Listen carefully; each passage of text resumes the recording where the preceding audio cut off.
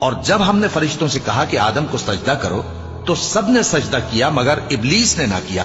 بولا کہ بھلا میں ایسے شخص کو سجدہ کروں جس کو تو نے مٹی سے پیدا کیا ہے. اور ازراہ طنز کہنے لگا کہ دیکھ تو یہی وہ ہے جسے تو نے مجھ پر فضیلت دی ہے. اگر تو مجھ کو قیامت کے دن تک کی مہلت دے تو میں تھوڑے سے شخصوں کے سوا اس کی تمام اولاد کی جڑ کاٹتا رہوں گا. اللہ نے فرمایا یہاں سے چلا جا.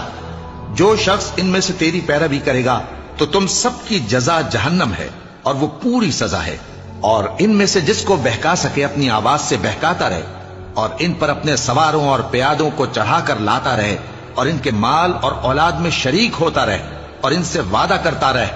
اور شیطان جو وعدے ان سے کرتا ہے سب دھوکا ہے. جو میرے مخلص بندے ہیں ان پر تیرا کچھ زور نہیں.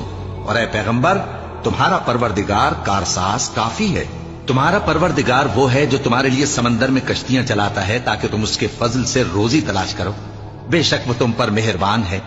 اور جب تم کو سمندر میں تکلیف پہنچتی ہے یعنی ڈوبنے کا خوف ہوتا ہے تو جن کو تم پکارا کرتے ہو سب اس پروردگار کے سوا گم ہو جاتی ہیں. پھر جب وہ تم کو ڈوبنے سے بچا کر خشکی کی طرف لے جاتا ہے تو تم منہ پھیر لیتے ہو. اور انسان ہے ہی ناشکرا. کیا تم اس سے بے خوف ہو کہ اللہ تمہیں خشکی کی طرف لے جا کر زمین میں دھسا دے یا تم پر سنگریزوں کی بھری ہوئی آندھی چلا دے پھر تم اپنا کوئی نگہبان نہ پاؤ؟ یا اس بات سے بے خوف ہو کہ تم کو دوسری دفعہ سمندر میں لے جائے پھر تم پر تیز ہوا چلائے اور تمہارے کفر کے سبب تمہیں ڈبو دے پھر تم اس معاملے میں اپنے لیے کوئی باز پرس کرنے والا نہ پاؤ؟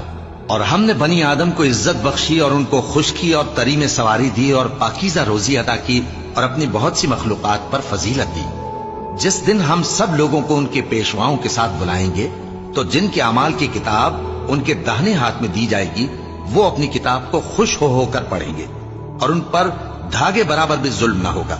اور جو شخص اس دنیا میں اندھا ہو وہ آخرت میں بھی اندھا ہوگا اور نجات کے رستے سے بہت دور. اور اے پیغمبر جو وہی ہم نے تمہاری طرف بھیجی ہے قریب تھا کہ یہ کافر لوگ تم کو اس سے بہکا دیں تاکہ تم اس کے سوا اور باتیں ہماری نسبت بنا لو اور اس وقت وہ تم کو دوست بنا لیتے. اور اگر ہم تم کو ثابت قدم نہ رہنے دیتے تو تم کسی قدر ان کی طرف مائل ہونے ہی لگے تھے.